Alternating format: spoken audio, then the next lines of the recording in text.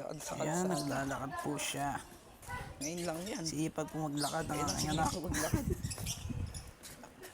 At ngayon, pupunta po kami Sa sa Save Save More More. para bumili ng aming kakainin at Bumili ng gatas niya. gatas.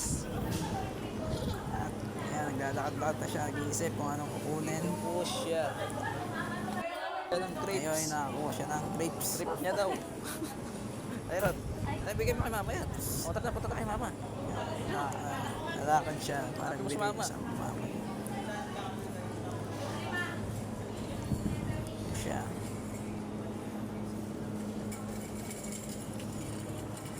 Lakad lang. Hinahanap niya yung mama niya. Yun, nakita niya na. Ay, pauwi na kami. Ay, Rod. Pero ano?